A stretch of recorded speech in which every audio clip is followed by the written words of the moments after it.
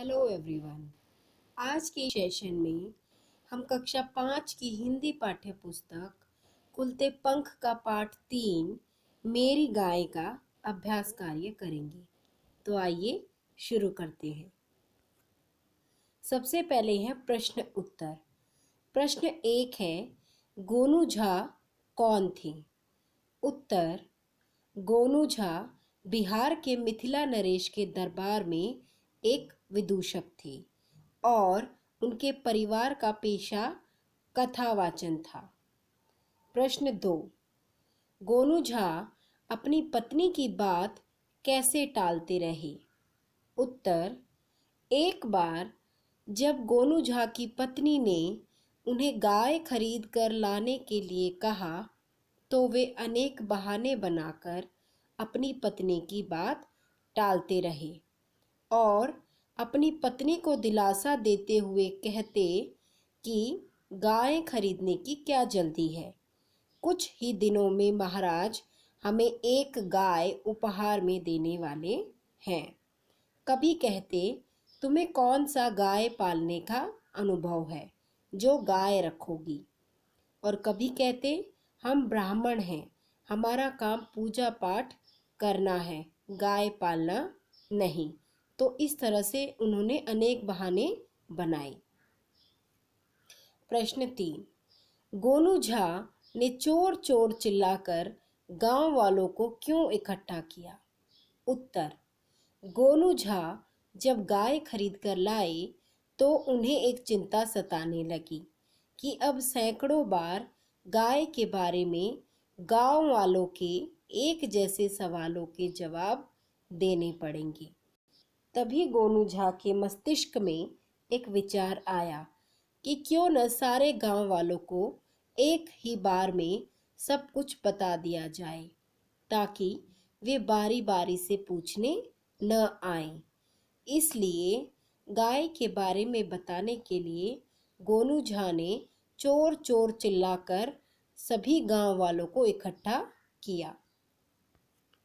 प्रश्न 4, गोनू झा ने अपनी गाय के बारे में क्या क्या बताया? उत्तर, गोनू झा ने अपनी गाय के बारे में बताया कि मेरी गाय काली है और जितनी सस्ती आप इसे समझ रहे हैं उतनी सस्ती यह नहीं है। मैंने अपना पूरे माह का वेतन यानी 3 स्वर्ण मुद्राएं देकर इसे खरीदा है। काफ़ी महंगी गाय है, एकदम हष्ट पुष्ट, स्वभाव से बड़ी सीधी है, एक दिन का 5 सेर दूध देती है, जरा भी मरखनी नहीं है, अभी तो पूरे दांत भी नहीं निकले हैं, मात्र 4 दांतों वाली पहिलौठी गाय है। अगला प्रश्न है, गोनू झा के सामने गाय लाने की क्या मजबूरी थी? उत्तर, पत्नी गोनू झा के बहाने सुन सुनकर तंग आ गई थी। आखिर उसने गोनू झा को धमकी देते हुए कहा, अगर आप गाय लेकर नहीं आए तो मैं अपनी जान दे दूंगी। बेचारे गोनू झा के सामने अब गाय ले आने के सिवा कोई चारा न बचा। लाचार होकर उन्हें गाय खरीदकर लानी पड़ी। प्रश्न 6, गाय खरीदने के बाद गोनू झा को क्या चिंता सताने लगी? उत्तर, गाय खरीदने के बाद गोनू झा को यह चिंता सताने लगी कि अब उसे सैकड़ों बार गाय के बारे में गांव वालों के एक जैसे सवालों के जवाब देने पड़ेंगे। प्रश्न 7, चिंता से छुटकारा पाने के लिए गोनू झा ने क्या उपाय सोचा? उत्तर, चिंता से छुटकारा पाने के लिए गोनू झा ने यह उपाय सोचा कि क्यों न सारे गांव वालों को एक ही बार में सब कुछ बता दिया जाए ताकि वे बारी बारी पूछने न आए। इसलिए गाय के बारे में बताने के लिए गोनू झा ने चोर चोर चिल्लाकर सभी गांव वालों को इकट्ठा कर लिया। प्रश्न 8, गोनू झा कैसे व्यक्ति थे? पाठ के आधार पर उत्तर लिखो। उत्तर: गोनू झा मिथिला नरेश के दरबार में एक विदूषक थे। वे बड़े ही समझदार और हंसमुख व्यक्ति थे। उनका हास्य बड़ा ही तर्कपूर्ण होता था। उनके परिवार के पेशा कथावाचन करना था। बचपन से ही उनके विचारों पर श्रद्धा और भक्ति का प्रभाव था। आगे है, सही उत्तर के सामने सही का निशान लगाओ। गोनू झा के परिवार का पेशा क्या था? तो उत्तर है कथावाचन। गोनू झा ने कहाँ के मेले से गाय खरीदी थी? उत्तर: सोनपुर के मेले से। गोनू झा ने चिल्ला चिल्लाकर गांव वालों को इकट्ठा किया। तो क्या कहकर चिल्लाया? चोर चोर चिल्लाकर गांव वालों को इकट्ठा किया। अगला प्रश्न है, मूल शब्द लिखो। यहाँ पर कुछ शब्द दिए गए हैं और उन शब्दों से हमें बताना है कि इन सभी शब्दों का मूल शब्द क्या है। मूल शब्द होता है जब एक शब्द है और उसी से अन्य शब्द बनाए जाएं। जैसे पहला शब्द है मूल्य, तो मूल्य यहाँ मूल शब्द है और इससे अन्य शब्द बने हैं। जैसे अमूल्य, मूल्यवान, बहुमूल्य, मूल्यहीन। उसी प्रकार शिष्ट, शिष्ट से बने हैं शिष्टता, अशिष्ट, विशिष्ट, शिष्टतापूर्ण। अगला है कृपा, कृपा से बना है कृपया, कृपालु, कृपापूर्वक, कृपा निधान।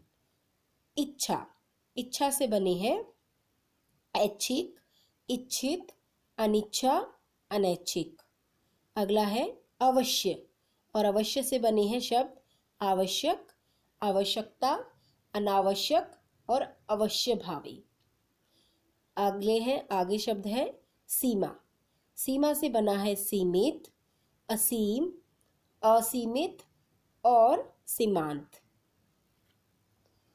प्रश्न अगला है, अमूल्य और प्रभाव शब्द मूल्य और भाव शब्दों में अ और प्र उपसर्ग लगाकर बने हैं। अ और प्र उपसर्ग लगाकर चार चार शब्द लिखो। जैसे यहाँ ऊपर अ उपसर्ग लगाकर अमूल्य और प्र उपसर्ग लगाकर प्रभाव शब्द बना है, उसी प्रकार हमें इन उपसर्गों से चार चार अन्य शब्द बनाने हैं। जैसे अ से बना अशिष्ट, अभाव, असफल, अटल, और प्र उपसर्ग से बना प्रयोग, प्रभात, प्रताप, प्रगति। प्रत्येक पंक्ति में जो शब्द समानार्थी नहीं है उनके सामने सही का निशान लगाओ। समानार्थी यानी उसके जैसा अर्थ उसका नहीं है, अगर उसका पर्यायवाची नहीं है तो वो उसके सामने हमें सही का निशान लगाना है। तो पहला है नरेश, राजा, भूपति और महेश। तो इसमें महेश शब्द अलग है क्योंकि यह इन तीनों का समानार्थी नहीं है। अगला है नौकरी, पेशा, धंधा, व्यवसाय। इसमें नौकरी शब्द अलग है। भेंट, उपहार, इनाम, तोहफा। इन शब्दों में इनाम शब्द अलग है, समानार्थी शब्द नहीं है। समीप, पास, सामने, नज़दीक। यहाँ पर सामने शब्द जो है इन सभी शब्दों का समानार्थी शब्द नहीं है। सुनहरा, सोना, स्वर्ण और कनक। यहाँ सुनहरा शब्द इन सभी शब्दों का समानार्थी नहीं है। काल, वक्त, समय और कल। तो यहाँ कल जो है इन सभी शब्दों का समानार्थी शब्द नहीं है। तो इन शब्दों में हमने देखा जो भी इन शब्दों से अन्य शब्द है उस पर हमें सही का निशान लगाना था। अगला प्रश्न है, सही शब्द चुनकर खालिस्तान भरो। तो पहला है आप लोग कहाँ जा रहे हैं। तो पहले में आया कहा। माँ ने जल्दी चलने को कहा है। दूसरे में आया कहा। उसने अपना सामान बांधा और चला गया। तीसरे में आया बांधा। उसके मार्ग में कोई बाधा नहीं आई। उसका उत्तर है बाधा। अगला है पांचवा, उसने एक ही बार में पूरी बात कह दी। बार। और अंतिम वाला है, उसने एक ही वार से उसका काम तमाम कर दिया। तो आपने देखा कि शब्द ऐसा लगता है कि ये सब एक ही तरह के हैं, लेकिन इन शब्दों का अलग अलग वाक्यों में प्रयोग किया जाता है। तो मुझे आशा है आपको इस पाठ का अभ्यास कार्य समझ में आया होगा। तो अगर आपको यह वीडियो अच्छी लगी तो इस वीडियो को लाइक, शेयर और हमारे चैनल को सब्सक्राइब करना ना भूलें, ताकि और भी आपको ज्ञानपूर्ण वीडियोस मिल सकें।